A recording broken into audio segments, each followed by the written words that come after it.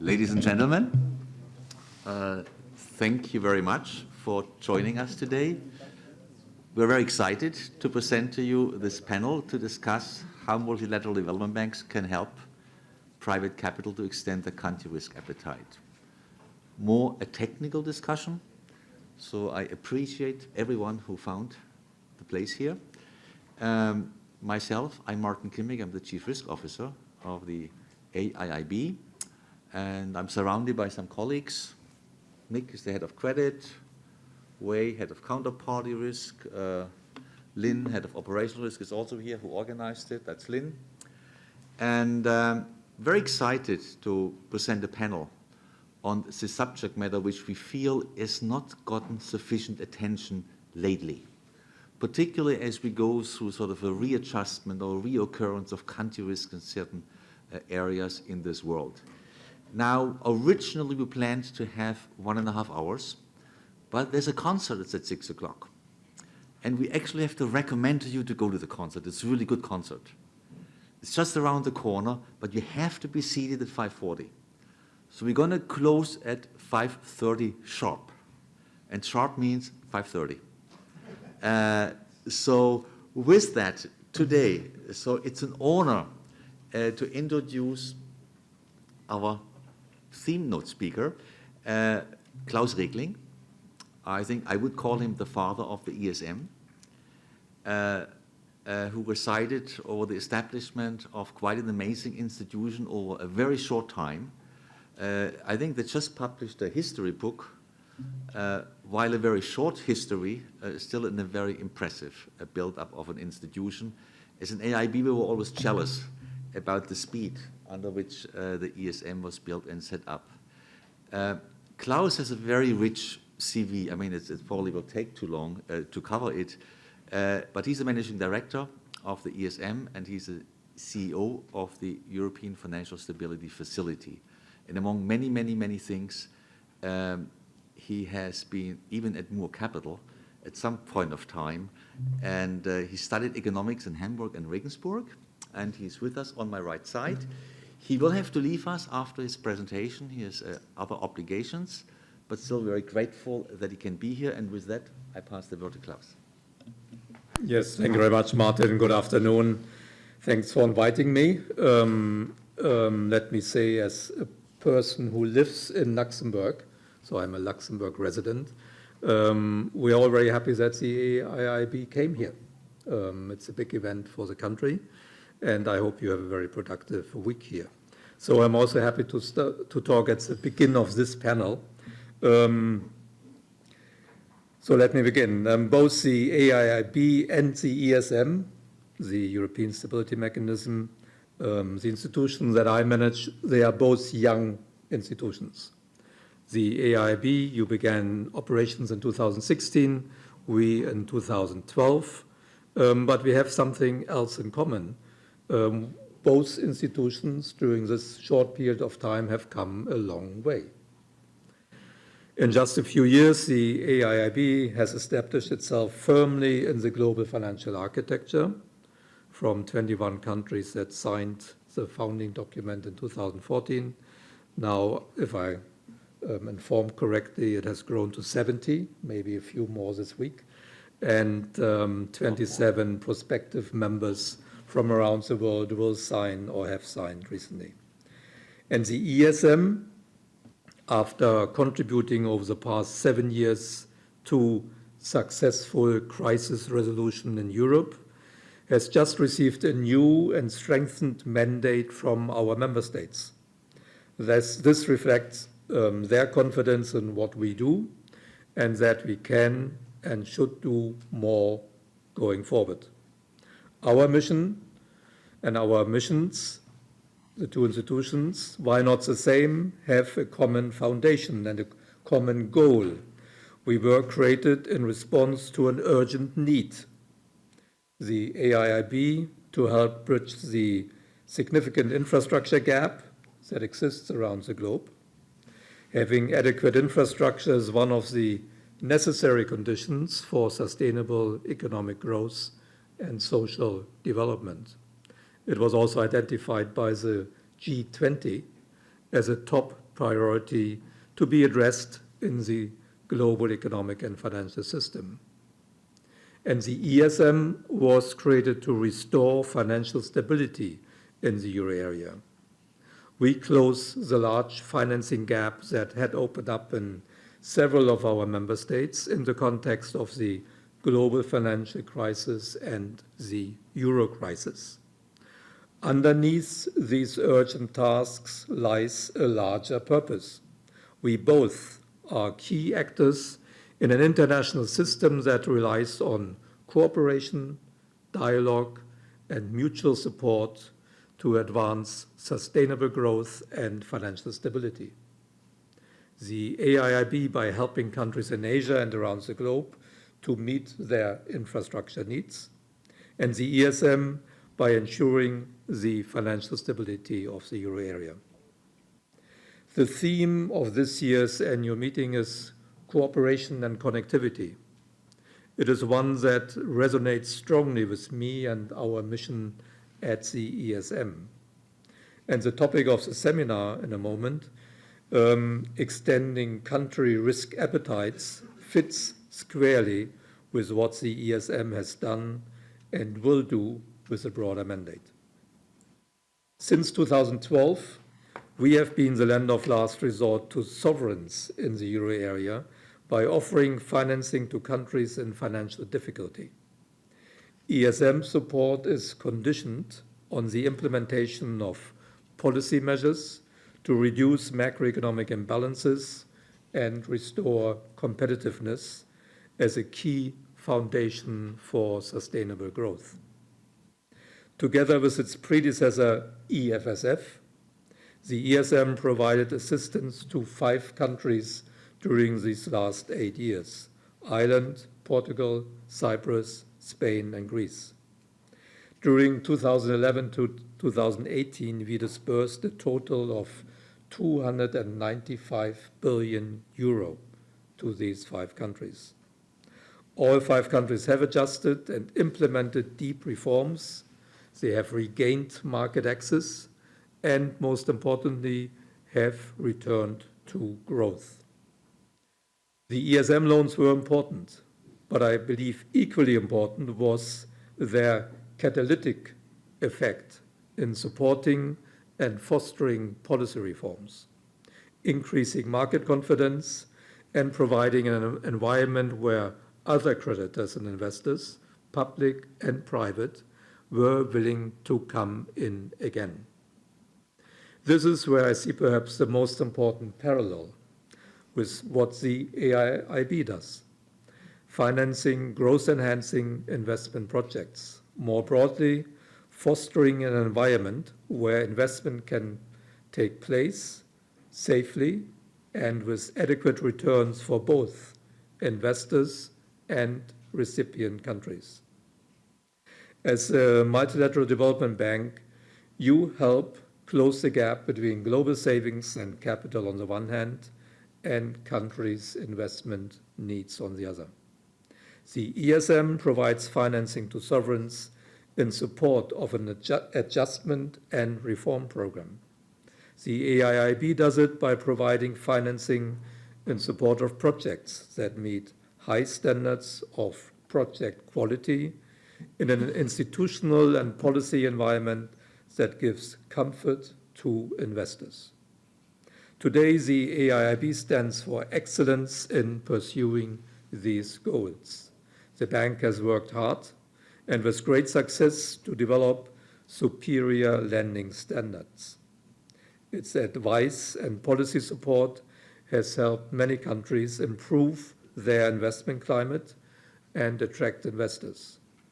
Let me take the opportunity to congratulate President Jin Niquin for his excellent leadership of the AIIB and the whole institution for their great work. Let me now explore a bit further the challenges we all face in bridging a country's investment and financing gap. By we all, I mean all stakeholders involved: official lenders, recipient countries, investors, and other creditors. For some time now, we have seen 2 striking developments in the global economy. Firstly, savings have gone up, especially in Asia, but in many other, many advanced countries as well. And secondly, the infrastructure gap has been widening, especially in developing and emerging market economies. The United Nations estimated that at current levels of investment in the 10 priority sectors for sustainable development, developing countries alone face an annual investment gap of $2.5 trillion. The question is, how do we connect investors with large amounts of capital to the pipeline of available investment opportunities? Clearly, this is an amount that cannot be met by public sources alone. That is why private capital is a potential game changer for developing countries. However, there are barriers to private investment. Speaking from a market perspective, I know that private investors are driven by risk-reward considerations, not surprisingly. These considerations are shaped by the policy environment and investment opportunities in recipient countries. The ESM funding team works closely with around 1,500 investors around the world. Last year, we had almost 150 investor meetings in 35 countries. What we hear when we meet investors is clear. Private investors lack bankable projects. Bankable in the sense that they expect their financing to be repaid with adequate return. It is a job of MDBs to help countries unlock, leverage, and catalyze private sector finance for investment. This is where the AIIB plays a crucial role. The bank can provide policy guidance, technical assistance, and financing support, which typically includes some co-financing of a project, as well as advice on how best to structure the entire financing package. This is a quintessential catalytic role to sufficiently change the risk-reward balance to attract private capital to infrastructure opportunities in recipient countries. Let me emphasize 3 areas where I see MDB involvement as particularly important to attract private investors. First, profit margins for investments in development projects are often too low compared with the cost of acquiring country knowledge, building relationships, and employing necessary services. As such, costs approach or exceed the expected return, private financing becomes less attractive, if not impossible. Here, potential investors can reduce costs as well as risks by partnering with an MDB, which can enhance both project quality and project environment. Second, looking at credit enhancement and de-risking of investment opportunities when MDBs are engaged as participant investors in projects, they can bring innovative financing tools, but also increase ownership between MDBs, governments, and the private sector. This can enhance private capital flows. And finally, I want to stress the importance of factors that are not directly related to investment profitability, but to the benefits for the recipient country and thus indirectly to longer-term debt service and repayment prospects. Here, MDBs also have an important role, making sure that the investment benefits the country and its citizens. The agenda here is large, from transparent procurement and project governance to environmental standards, social considerations, budgeting for adequate maintenance after project completion, and ensuring debt sustainability. These are critical public goods that will enhance both the project's value for the recipient country and, more generally, the environment for growth supporting investment in the country. Let me return to where our missions align. The ESM, together with other crisis resolution mechanisms and MDBs, work to help countries achieve sustainable growth with financial stability. We both are looking to further international cooperation and global integration. In countries that request financial assistance from the ESM, the contribution from MDBs in terms of financing and policy support are often key ingredients in a successful program. As the G20 Tarman report highlighted last year, coordination at international level is key.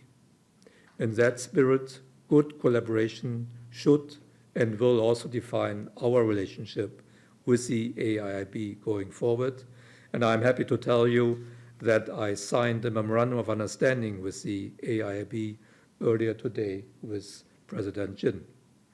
This document will provide a general framework to strengthen the collaboration between the two institutions and will give us a good basis for future cooperation. Thank you very much. Thank you so much, Klaus. Real pleasure. Just one last comment. If any one of you has a chance to ever visit the ESM, we have the connotation lean. This is one of our mottos. But what the ESM has achieved in terms of leanness is a different level. We try hard, yeah. Thanks so much. Okay. Thank you, Martin. Thank you so much. So, with that, let me introduce our panelists. We can either move one or we can, up to you. To my right, I have George Loud. George Loud is the head of country risk. He's from the EBRD. And he looks at EBRD's whole country risk methodologies and assessment.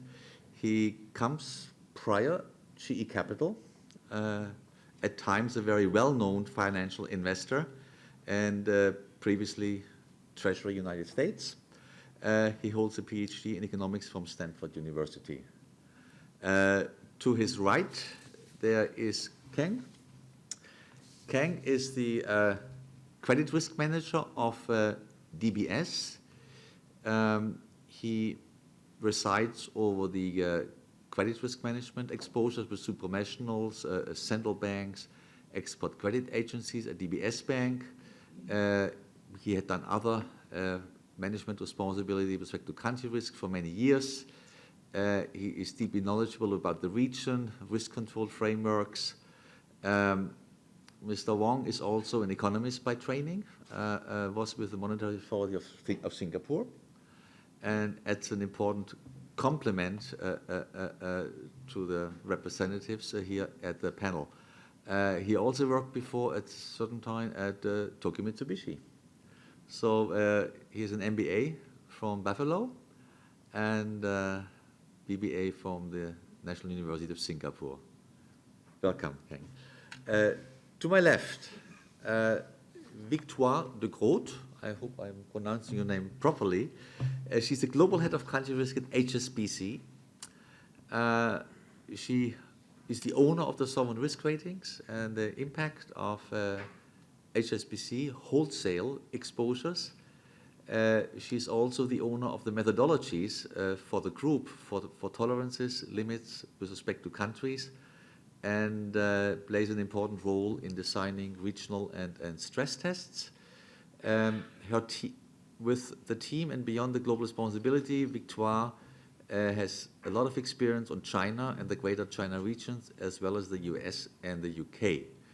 She joined 2010 HSBC after having been with Fortis, a bank north from here, from Belgium, and she holds actually was a professor in macroeconomics at the University of Liège in Belgium.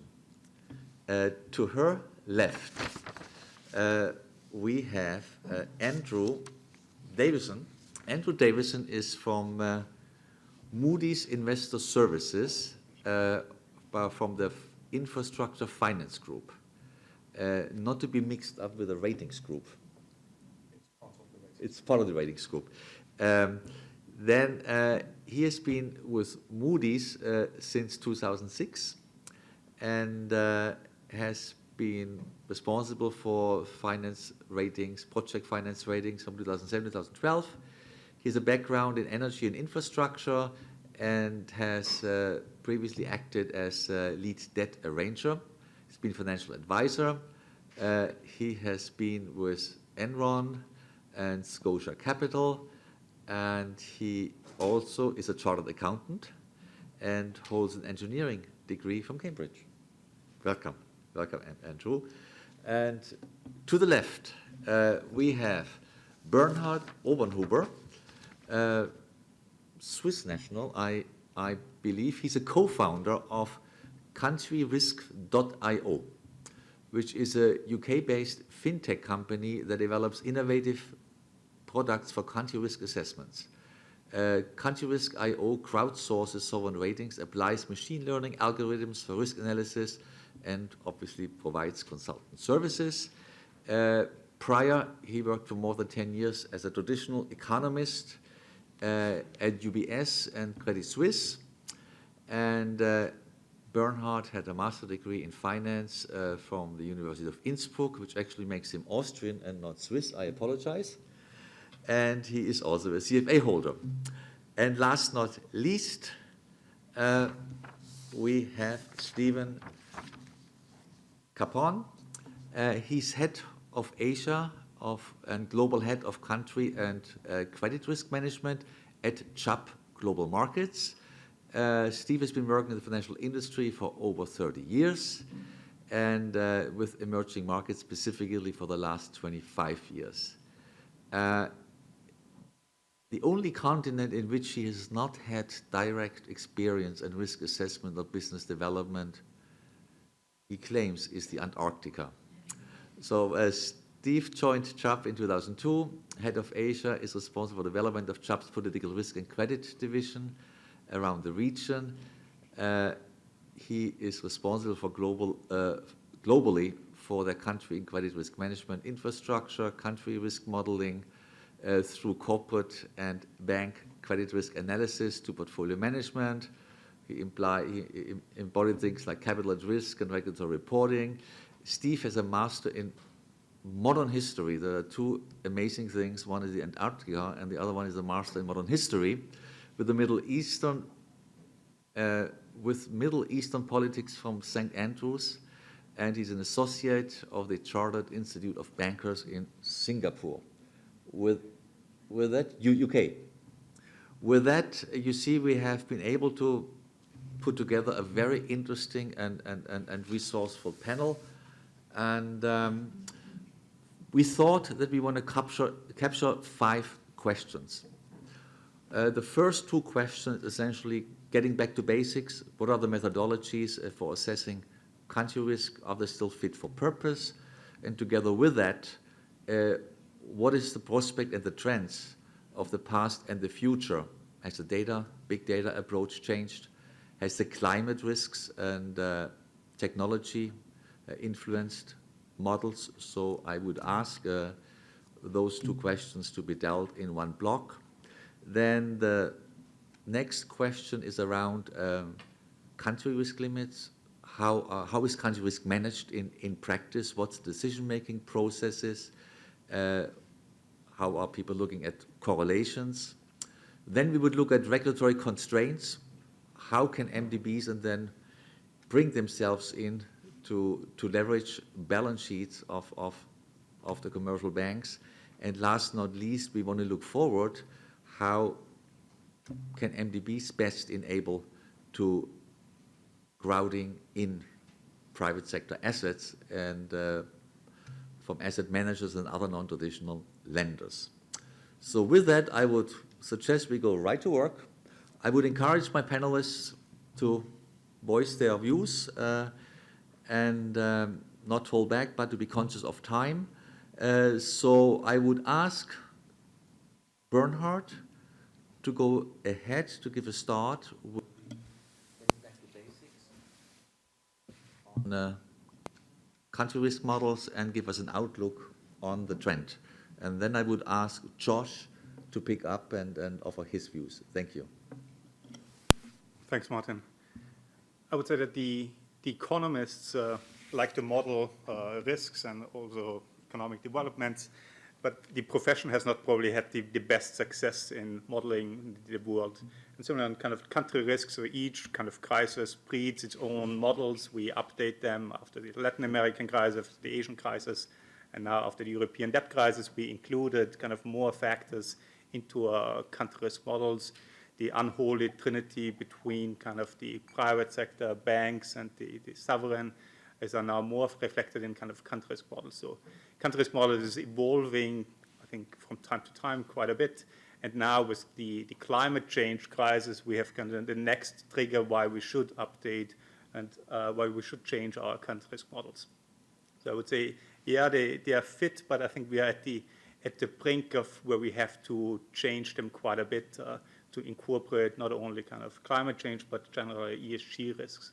And there, maybe to the second part of the question in terms of big data or outlook, I think when it comes to modeling environmental or also social risks, there we get into areas where we get quite help from new approaches. We have to deal with unstructured data, we have to deal with kind of network effects, and there we move probably away from Excel spreadsheet-based kind of models like they were when I started more than 15 years ago to more modern ways of handling this.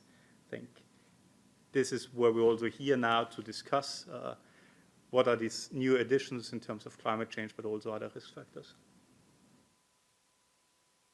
Josh, you want to give it a go?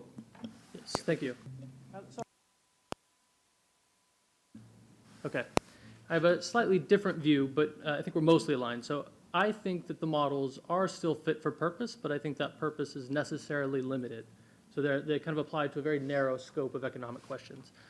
I think we need the models to provide structure to our thinking. They need to challenge our intuition. And indeed, I don't think you can do country risk without these types of economic models. At the same time, I think you also cannot do country risk based only on economic models. Country risk is not a purely economic discipline, despite the fact that it tends to be populated by economists, myself included. So instead, we need to think about these other elements of country risk, these other dimensions. So be they social, be they political, be they increasingly these ESG type issues. I think often of Ian Bremmer's quote that an emerging market is a market where politics matters as much as economics. I think using that definition, even the advanced economies now are emerging markets. I laugh sometimes that I didn't think that it would ever be in my job description to follow a former reality TV star on Twitter, but that does seem to be something I have to do now. And I think even answers to economic questions might lie outside of these models. So in some cases, if you're trying to understand how an economy is going to develop, the most relevant question might be whether they're going to go to the IMF, and whether they go to the IMF, what the likely conditions of a program would be, whether those conditions are going to be politically acceptable domestically. We might ask ourselves whether there's going to be external support forthcoming, so whether a GCC member country might step in and provide support if necessary. And these are things that all lie outside of the models, obviously. So the models are limited. They can tell us important information about a narrow scope of things, and we have to remember that. They can't replace judgment. They can only inform our judgment. So I think there needs to be more premium placed on qualitative information in a lot of these cases, and I do think this is an area where the MDBs can help. So we have an extensive regional network office in all of our countries. We have people on the ground that understand these, the business environments. They understand the nuance to these kinds of questions, and they can provide support. So I think we stand ready to meet with private capital that comes to provide some of this information. In terms of the future, I think that there has been a lot of progress made. I'm a big fan, to take an example, of nowcasting models. I really like the idea of updating our forecasts on the fly as new information becomes available. I think this is really interesting. But these kinds of models only work if you have high quality, high frequency data. And in many of our countries, we don't, right? So in a lot of emerging markets, it could be that there simply isn't the capacity to measure these kinds of statistics yet. They don't have the ability to measure them. It could be that they don't have the commitment yet to full data transparency. But if we try to take one of these models off the shelf and we try to apply it in one of these situations, we have a garbage in, garbage out risk. So the output of the models won't produce anything meaningful. So we have to be careful. And I think in that sense, the focus now should be on the quality of statistics before we can move on to the more sophisticated models. The last point I wanted to make is just on climate change. This is an area I do think there has been a lot of progress made in terms of the sophistication of models, particularly in modeling physical risks. I think it's, there's some really interesting work done, for example, where we can say now with some confidence what the risk of drought is in a 50 meter by 50 meter square, and you can compare it to the risk of drought in a square right next to it. The next step, and I think in some ways the more challenging step, is to determine, what does that mean for our portfolio? So we can say that there's an increased risk of drought, but what does that mean for a bicycle factory? And these are the kinds of questions we're still sorting through, right? And some of these first order effects are relatively straightforward. So you can think about, well, what would happen if there were a flood and we have a factory there? But the second and third order effects, I think, are still really important, and those are going to be more difficult. So, what happens if there's a flood in your suppliers? Or what happens to your operating costs if you have, you have a heat wave? So do you have to run your air conditioners more? I mean, there's layers to this that need to be unpeeled. We at the EBRD have signed on to the TCFD, which is the Task Force for Climate Financial Disclosures. So we've committed ourselves to release data on our climate risks over the next few years, and so we have an impetus to gather all this information, and we are working hard, but there's still a lot of work to be done. It's an area of development still. I believe Victoria would like to react. I just wanted to, I agree with both speakers completely. I would just wanted to add one point, which is, I think that in the past, the country risk work was only focusing on default risk. So it was a relatively medium-term risk, while certainly since the global financial crisis, but even I would say for the last 15 years, we have to focus on different types of crises, which are on one hand the default structural one, and on the other hand, much more short-term kind of crisis on market crisis, which are linked to currencies, to reserves movements, and that's a completely different one. That could lead in some cases to a default crisis, but not necessarily. And for that, we have had to develop different models and completely different type of approach, because it's other kind of indicators that are on that.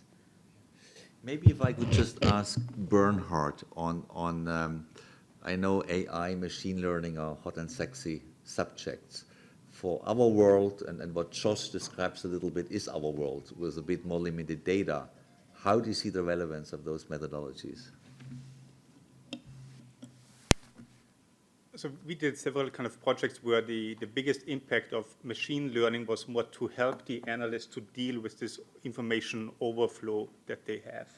So it's not so much directly build now a neural network for country risk and hope that it will predict the next sovereign default, but rather empower the analysts to focus on kind of the knowledge and the content that matters most. So this is, and as kind of Josh alluded to, the whole climate change data, when we now have this prediction of temperatures in very limited spaces, this can be something, but sometimes you need then to have training data actually to find out, does it actually matter? So having this data is one thing, but at the same time, you need to have kind of access to lots of kind of past projects to test if this kind of data would have been useful to predict anything in the past. And I think this is where also the MDBs and the private sector can come together to build data sets that everyone can use to improve their own models. And privacy is one thing, but there are also ways to get around this kind of issue of sharing knowledge. And I think, as Klaus Regling also alluded to, there's lots of cost when a company wants to enter a new market in terms of country risk, and this cost could be reduced significantly if all participants would be sharing information knowledge more actively. Thanks, Bernhard. With that, I would ask Kang, how does country risk limit setting works? What are the obstacles? How are limits sized? What are regional correlations? Thank you. Yeah, I hope that I don't get too technical and lose the audience in the process. But basically, the starting point in setting country limits are two variables. Firstly is that you need to know where your capacity for risk is. To make it simple, how much money you're prepared to lose. For banks, typically, it will be a function of the capital, how much of the regulatory capital you're willing to lose. Because if you do not maintain a certain amount of capital, the regulator has the right to step in to run your bank for you. Then the second part is actually your assessment of the risk. In technical terms, we call probability of default, which is what the panel has mentioned about, the assessment of all the risk and so on. And then in terms of, once you have these two variables, the assessment of the probability of default and your own internal assessment of your key risk capacity, then there are two generic approaches that you can take, or rather two main approaches you can take. The first is what is known as the modeling approach. Basically, in the modeling approach, you just determine some kind of metrics. For instance, I know the risk capacity, maybe I'm prepared to lose 100 million for the best credit in the world. And then anybody else is less or a percentage taken off based on the probability of default. So it's basically, in simple term, is 1 minus the probability of default multiplied by your risk capacity or risk appetite. So that's one way. The other way is the way that we have adopted in DBS, is what is known as a differentiated approach. In the differentiated approach, we divide the country universe into two parts. The first part are countries that we consider strategic to us. So this will be the countries that we have, as an Asian bank, has pronounced to the world, the countries that we would want to stay focused in. So for these strategic countries, we will have an approach in which the strategy is probably more important than the probability of default. The default is important, of course, but the strategy will drive the amount of money we are willing to put at risk. It could be more than we could, well, probably bet our entire balance sheet on this, or because if it's strategic to us, there may be a strategic acquisition that we may want to make. So the limits will be sized according to our strategy and appetite. The second part of the universe will be the rest of the world, which will follow the first approach, which is the modeling approach. So this has worked quite well for us. So these are two approaches. Speaking as a practitioner, I would say that what is the biggest obstacle to us in terms of setting limits?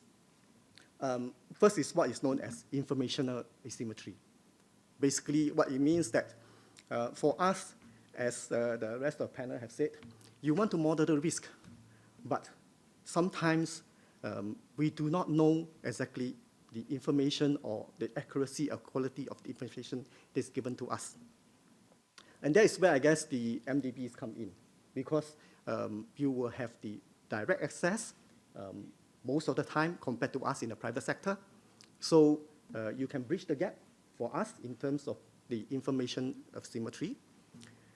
Second part in setting limits is, I like to tell the panel, I told the panel earlier today, is that I have never seen a credit proposal being turned away on the basis of no country limits if the credit proposal is sound in the first place. So give me a good deal on the table, and the limits will be yours. And what does it mean by good deal? So the credit limits or credit merits of it must be sound in terms of the project is viable and the mitigants available. And then this is where I guess the MDBs can step in providing the mitigants, guarantees or risk sharing and so on. Because let's say, for instance, the project may be too big for us to solo on our own, but maybe the MDBs can help us bring partners in or provide mitigations to us in terms of insurance cover or so on, so that we can actually sort of increase our risk appetite because there is some kind of support given to us. So these are the two areas. Thank you so much. There are differences between DBS and HSBC. Yes. With that, I would ask Victoria. Yes, indeed. So I think we took quite the opposite approach, because we decided when we developed the methodology for country appetite not to include in it our strategy nor our profitability. So we thought that we had to try to have something that was as clean, if you want, as we could try to calculate. So what we do is that we define our country appetite really on the basis of the attributes of the country. It's not only the result of our own sovereign and country models, but we include in that other indicators related to the demography, to the potential for a bank, to the climate changes, and different type of indicators. And from there, we define our country appetite. Then we have, indeed, we get to a loss that we can accept per country, and then we have, that's a loss measure, and we have to translate that in a notional amount to make it easy for the businesses to work. But it was really a decision not to put in it the strategy. So the limits are, the country appetite is quite a hard limit, I would say, but nevertheless, if the strategy or the profitability is really an element to explain why we would go over, we have then a board decision. So what we wanted to do is to say exactly how much we can do in a country depending on the qualities of the country. But if we have a strategy to develop there, or we have something that really justifies to go forward, then it has to be a well-justified definition. So it's quite different. Now, I disagree with also on the point of the process, because I have to say that in HSBC, limits are there, and good deals, if a deal is really good and is not into the limits, then we will have to find mitigation action, indeed. But if we downgrade a country, for example, that will cut immediately limits. And there is all a very rapid process, and I'm always quite impressed because it's quite a big institution. We are present in 66 countries. We have 200,000 persons, so it's quite heavy. Nevertheless, we can in one day, literally, in one day apply a rating downgrade that has impact on all the limits and immediately has an impact on the businesses. So the process is fairly rapid for such an institution, I would say. Thank you so much. And just to be clear, so when you have a downgrade in a country, what do you do? So, okay, we have a process that we call immediately for a meeting in which all stakeholders have to participate. So it means the persons within the country, but also all credit guys that are related to that country. In that meeting, we will explain why we downgrade, and then everyone will have to present its situation and its position and how it can cut its limits. I can take a very clear example. During the Greece crisis, we had these meetings literally every day. So we didn't have a downgrade every day, but once we decided that there was an issue, we had these meetings literally every day. Then it went up to every week, then every fortnight, and eventually every quarter, and now we don't have any more, of course, for quite a while. But so it's a process that is put in place immediately, and everyone is in the room immediately. I cut risk country limits too when I was a country head, simply because we adopt a hybrid approach where, I mean, if it's a country that is in our defined strategic space, we probably will hang on a little bit longer than everybody else. But when a country is not in our strategic space, like Greece, we wouldn't want to be there or we don't want to be the last one there. It's the same approach, only that we divide our universe. And we are quite mindful of this because we are operating in Asia, and unfortunately, bankers have this reputation that they take the umbrella away when it's raining. So for us, we try our best not to do that. We are here to stay. We are an Asian bank. We are focused in Asia. So there are countries in Asia that are strategic to us, for which we will be committed to it for the long term. Last response. Yes. I think also HSBC is an Asian bank. And we also there to stay in all the countries, and we have a big bank in Greece. In fact, we were one of the biggest foreign banks in Greece, and we stayed. But I think that one of the characteristics of our system is we have limits for all countries in which we are active, including the UK and Hong Kong. And that's, but it obliges us to explicitly have a policy and a strategy on them. Thank you. But I can promise you, Kang is completely consistent with the commercials you see in Asia about the bank he works for. If you ever see one in an airplane, I hope you will remember Kang. With that, I would ask Andrew to talk about the constraints banks are in, both from a regulatory as well as from a risk perspective, and how he considers.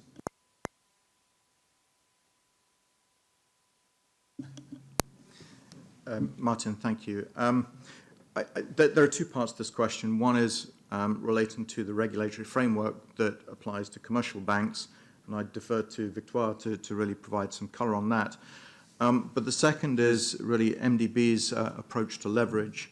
To be clear, MDBs generally are neither regulated nor supervised by national authorities, but nevertheless they are under significant pressure in today's environment to do more with less. I'd like to comment on three aspects. Firstly, forms of balance sheet leverage. Secondly, some examples of innovative approaches to MDB balance sheet optimization.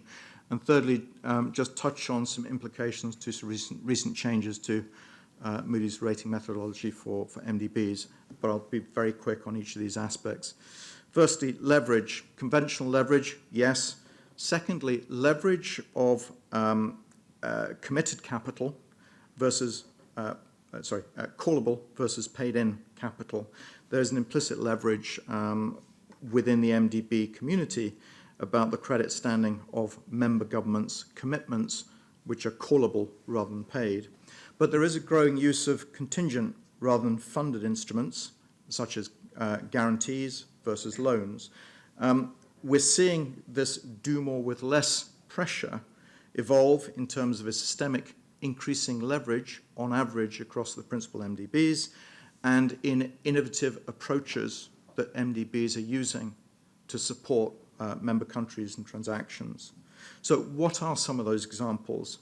I'm going to just pick on one MDB, and it'll be African Development Bank, just to illustrate some of the pressures and some of the responses. So during the course of the last 12 months, the African Development Bank engaged or concluded an on-balance sheet securitization, which recycled $650 million worth of balance sheet debt capacity. It closed a $500 million portfolio credit insurance transaction, which recycled $450 million worth of balance sheet debt capacity. Both of those transactions were reported to have an equally efficient impact, similar ratios, that is, of capital relief to yield sacrifice. But also, African Development Bank participates in an exposure exchange agreement with IBRD and the Inter-American Development Bank, which allows for a synthetic exchange of exposures to sovereign borrowers with comparable credit profiles. Essentially, it's an exposure swap. Synthetic basis doesn't change the lender of record. 3 transactions, one structured as a securitization, one in the insurance market, and third one, this kind of portfolio swap concept. In terms of implications,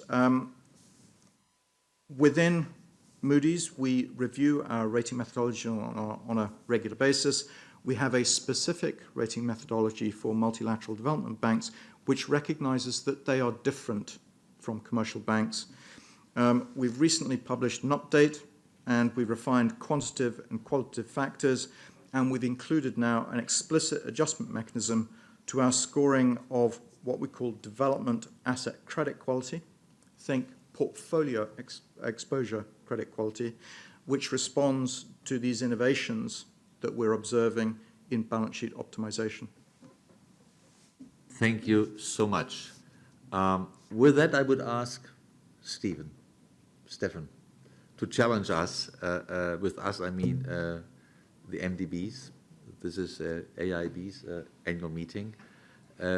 What are good approaches to crowd in asset managers and other non-traditional lenders? What have you done? we do a little more, not as easy? And where do you see the trend going? Thank you, Martin. I think just to set the scene, I thought 2019 has been pretty interesting, I think, from a developing cooperation between the private market and a number of government agencies and the multilaterals. For the first time in over a decade, back in April, the private insurance market hosted the Bern Union Spring meeting in Singapore. And there was a genuine sense of greater cooperation between the private sector and those government export credit agencies, and particularly between the Europeans and the Asians. And I think there's huge potential for greater cooperation and for us to add value and capacity. For example, over the last 10 to 12 years, capacity in the private insurance market, political risk, has grown to $2.3 billion per project or investment for up to 10-year tenors, and is still $1.5 billion any one project for 15-year tenors. Now that's for the traditional expropriation war PV insurance product. Sure, when you get down to taking unfunded guarantee positions or full project finance and comprehensive credit, the capacity drops to about 500 million at the 15-year tenor. But there's huge capacity in the private market that can be mobilized. And historically, what we've done in the political risk market, working with the MDBs in particular, is really risk transfers in one of two ways. We've co-insured and reinsured, or we've provided a primary insurance product to take a 50% share or 60% share of the political risk in a particular project. And that's the historic way. I think looking forward, there's a number of areas that can be developed further with the MDBs. First of all, actually, I think on the technical advisory and value for money, which was something that Martin raised in an earlier session today, there's an awful lot more that the wider property and casualty and insurance market can do with MDBs in relation to how we think about pre-operational risks, post-operational risks, maintenance of infrastructure going forward, etc., and how you insure and protect those, and make sure that there is value for the host governments and the operators of those assets. There's also, the development, we've touched on climate change. The insurance market has a huge amount of data, and a number of the reinsurance companies have think tanks built around emerging risks such as climate change, cyber, environmental risks. So in all of these areas, this is another reason I think that the insurance markets and the MDBs and indeed commercial banks can cooperate in a greater way to really mobilize private capital. If we look at specific structures that we may develop in the coming years, I'm thinking we can layer risks where the MDBs maybe take a first tranche, the private insurance market takes the next, and then you have a AAA rated tranche above that. You can do straight risk transfers for pension funds or asset managers. We can look at ways of mobilizing even high net worth individuals' funds. And then the insurance market can provide a broad range of protections, so covering not just the lenders on an infrastructure project, but also the equity sponsors and indeed the contractors involved in those projects. Thank you. May I allow one question from a panelist, colleagues, and challenge a bit what Stephen has sort of put out. He essentially spoke about the advantages of insurance companies. Why do banks don't have the same choices? Andrew, is there something for you?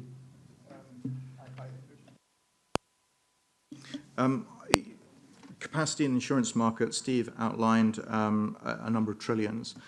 We need to be talking about capital markets involvement, specifically the amount of funds controlled by institutional investors, pension fund, insurers, asset managers, globally exceeds $100 trillion. If the challenge today is to address sustainable development at scale, solutions have to really be tailored to mobilize that capacity, that that capital sitting in the capital markets.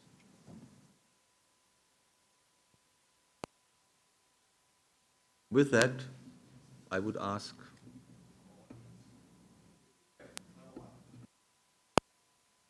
Thank you.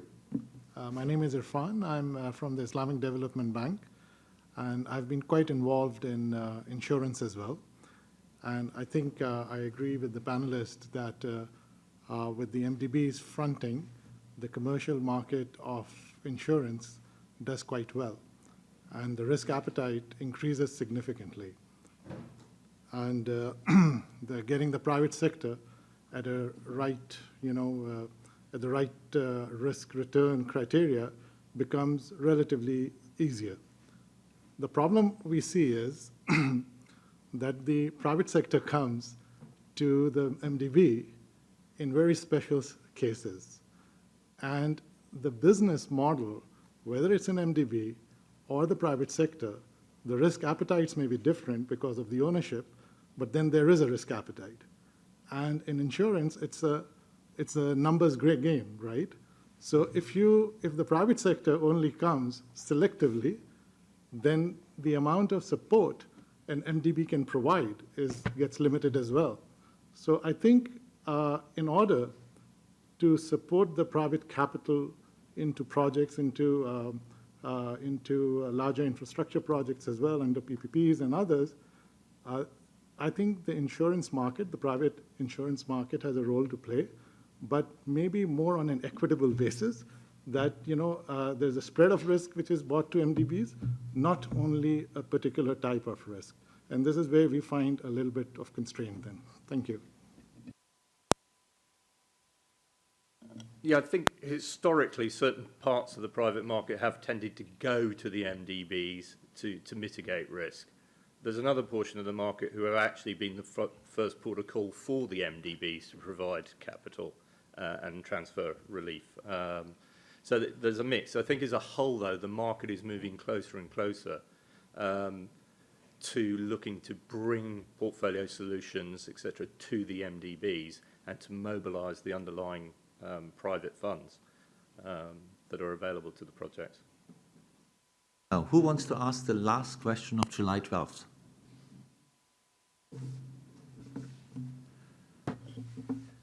Mine's going to be a little bit of a follow-up on this issue, and really, my name is Chris Clubb. I'm from a group called Convergence Blended Finance. Might be directed towards Andrew, but also potentially Stephen here. Broadly, the MDBs, as Irfan had been saying, have been pursuing private sector mobilization asset by asset, project by project. You talked about portfolio approaches. We talk about the 100 trillion plus in the international capital markets. Do they really want to load up on one individual independent power project in Burkina Faso? Would they rather have exposure to a portfolio? Maybe directed towards Stephen and Andrew, examples. Have you seen examples that have been the MDBs either aggregating assets individually or aggregating amongst themselves and seeking private sector investment, whether it's through insurance or funded participation, as Andrew said, that could give us some guidance within the development community as good examples of really tapping into and giving the private sector the types of assets they're looking to that are being originated and arranged by the MDBs?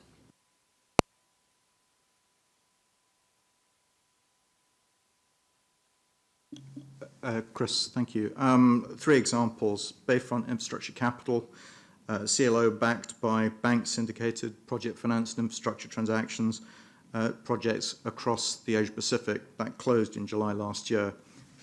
It's an example of innovation using securitization techniques, recycling bank debt capacity, allowing banks to do more of the same in the commercial space, commercial banks. Another example, notes issued by or in connection with the development of a spent nuclear fuel storage facility in Ukraine. This is a transaction we rated January last year. The challenges there, Ukraine is a very, very challenged sovereign region, and we were able to assign a very strong credit rating, AA2, to the notes with the benefit of political risk insurance, OPIC. Third example, bonds issued in Turkey in connection with the Elazig PPP hospital. We rated this some time ago, but as of today, the information content in our analysis is much more significant. The project we rate 5 notches above the Turkish sovereign, which has declined significantly. The Turkish sovereign has declined significantly over recent years, but we've maintained our rating because it benefits from specific forms of political risk insurance and liquidity facilities from MDBs. But in summary, greater number of examples and a greater variety of precedents, and that body of precedent is increasing all the time. Thank you so much. I can also modestly say we are currently working on a CLO platform in Singapore. This is, we have shared the public news. This is in preparation, so we do believe these type of products have a big role to play, particularly in Asia, which is the pool of the world's savings. With that, thank you so much for participating in our panel. We very much enjoyed it. Thanks to all the panelists. Thanks to all my colleagues who put a lot of work in it. Thanks to our host in Luxembourg. These are phenomenal facilities. Let's go to the concert. Thank you.